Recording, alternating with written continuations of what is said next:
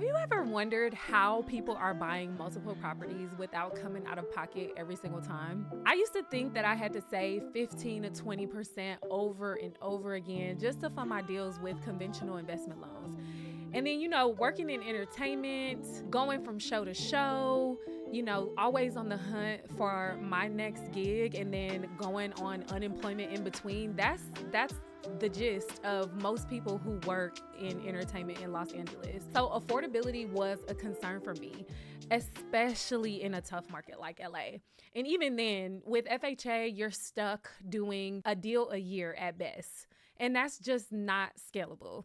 So then I learned about the BRRRR method, and it was a game changer for me and my business. My name is Maisha Miller, and I am a real estate investor and professional and a creative. And I scaled to over 21 properties within 2 years. So I want to get into this method. BRRRR. People are always asking me, what does BRRRR mean? So BRRRR stands for buy, rehab, rent, refinance, and repeat. The goal is to recycle your money and scale.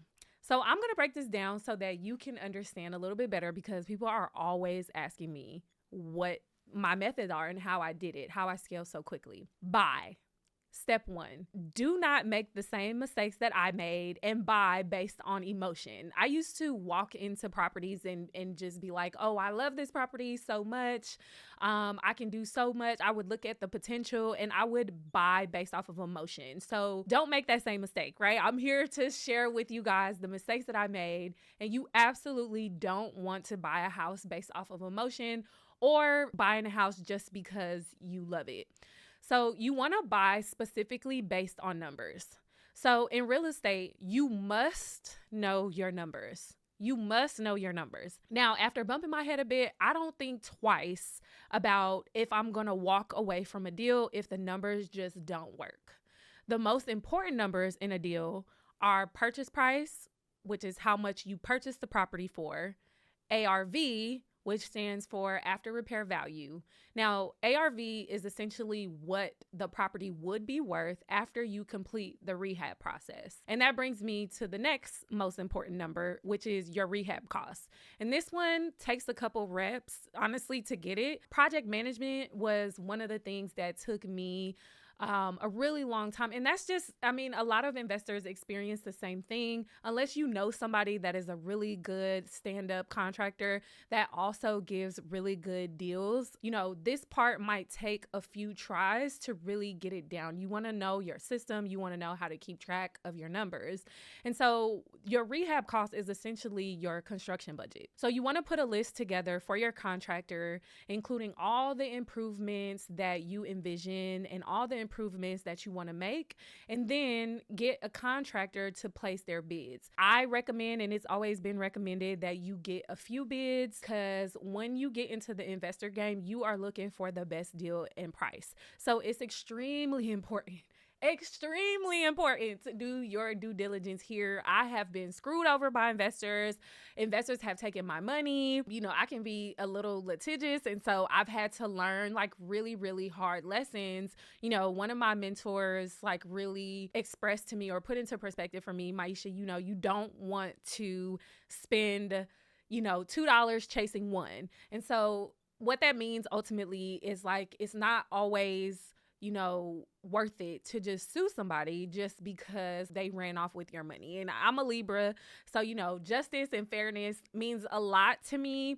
But at the end of the day, it's true. It's what is your time worth? It's not always worth it to go after a contractor, but this is why it's extremely important to do your due diligence here, and also make sure that you have really good paperwork and really good contracts in place, making sure that your contractor is licensed, bonded, insured, so that way you have some recourse in the event that things go wrong.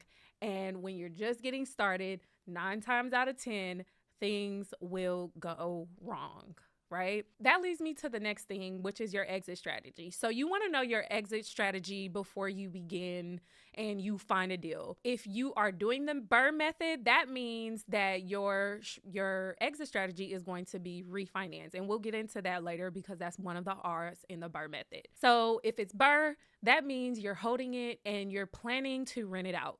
So knowing your exit strategy is extremely important, because if you're holding it, the chances that you are then going to go over the top in the finishes, in the fixtures, in the rehab budget, is highly unlikely. And then, it goes deeper, and we can get into this in another video, but like it also depends on who you're targeting, like what renters you're targeting. There's like a luxury market, and some investors, go over the top with their rehabs, whether it's a Section 8 rental or if it's a luxury rental or not. That's totally up to you. Some investors do. Sometimes I do. Sometimes I don't go all over the top with one of my rentals. It all depends on the property. And again, as you keep doing it, you'll get better over time. Like when I was just first getting started, my rentals, I have some rehabs that I'm like, wow, like that is so crazy. I would never do that again. I have some rehab projects that like really just took forever, way longer than it needed to. And when you get into investing, time is really money. And so again, we'll get into that later, but you get better over time, and your rehabs just naturally get better. You get better at identifying what fixtures you want to put in.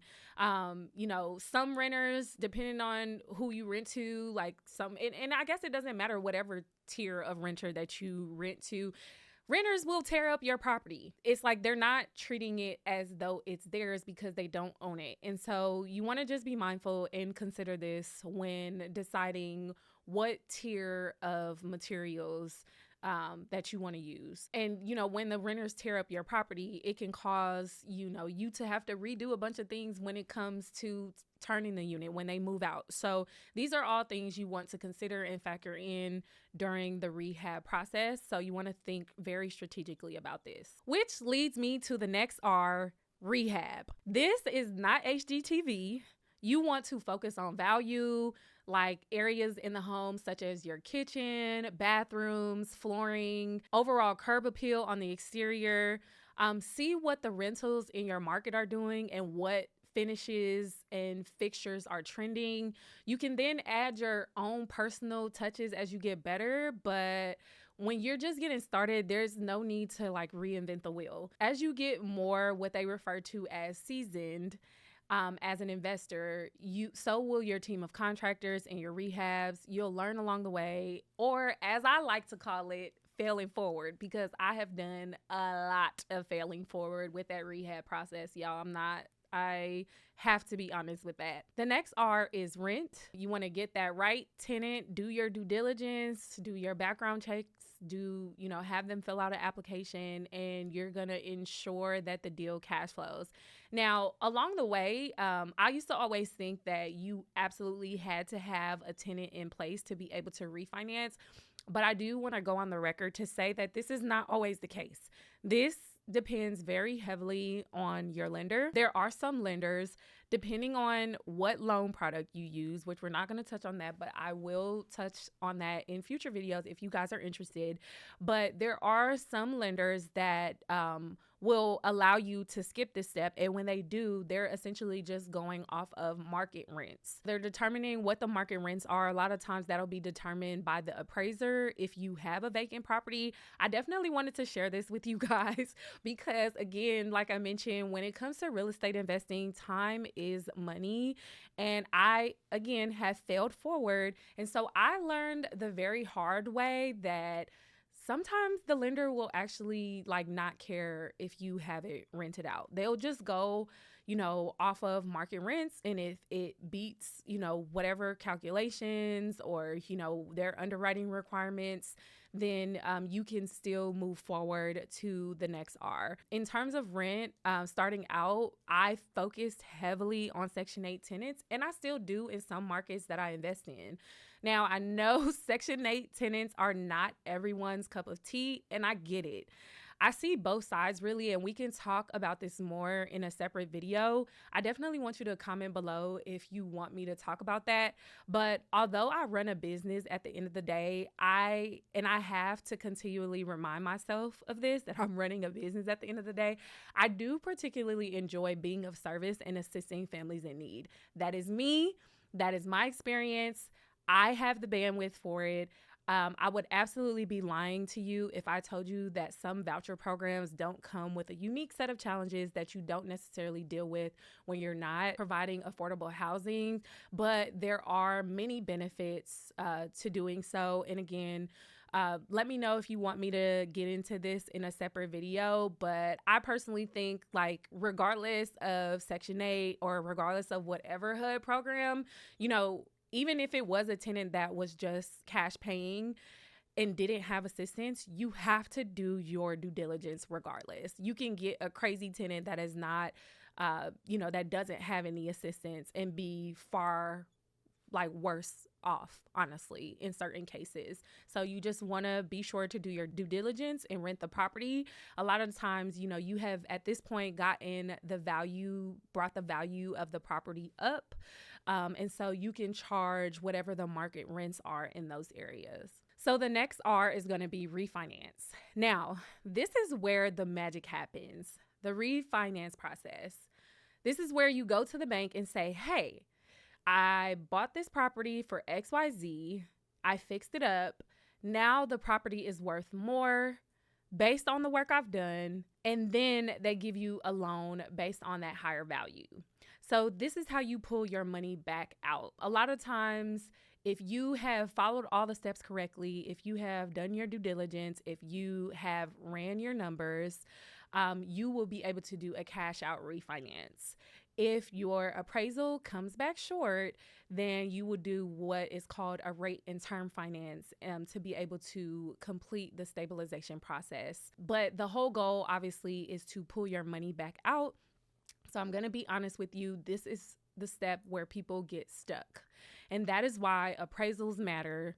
Your numbers matter. Your lenders matter. I've personally dealt with appraisal issues, refinance delays, all of it. Like I said, even when it came down to the renting process, it took me a lot longer because I do invest long distance. And so, if sometimes it takes me a bit to find like a property manager that I want to work with. And I've been in situations where I've self-managed and it takes longer, quite naturally, to get it leased up if you're not physically there. There are so many things that can go wrong. Like, if you don't do your due diligence on the front end, you can get an appraisal that comes back short. This is not a step where you can be sloppy. If you followed all the previous steps I gave you above again and made sure to run your numbers on the front end, 8 times out of 10, you will be on the mark here. I know most front end lenders don't always require ARV appraisals on the front end, but it's always a good idea to get an ARV appraisal on the front end, in my opinion, so that you're not taking a shot in the dark, especially if you are not a licensed agent like myself and don't have access to the local MLSs in your market where you're investing in. This is where working with an agent, a local agent in your market who specialize specifically with investors like myself, come in handy, because they can also help you run comps and be very confident in your numbers. But appraisals and lenders matter. Like I said, there are lenders that don't require it, but it has exponentially helped my business. Just knowing worst case scenario, best case scenario, the appraisal on the back end comes in higher, but worst case scenario, you have an ARV appraisal on the front end to kind of like set the mark of where you most likely will land. Now, of course, the market is constantly shifting and changing.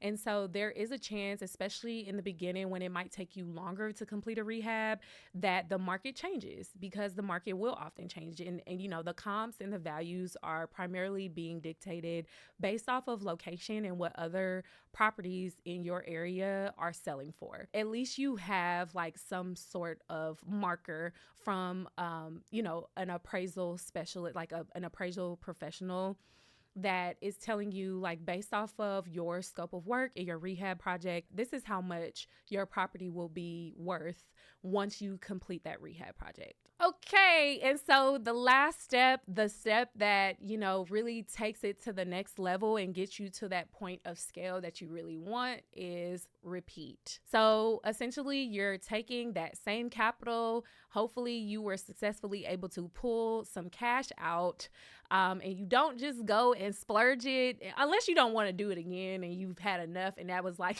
the first experience was more than enough for you. But if you genuinely want to scale and continue to do so, you put some of that capital up, or maybe all, depending on how aggressive you want to be, and then you recycle it back into your business and you do it again and again and again.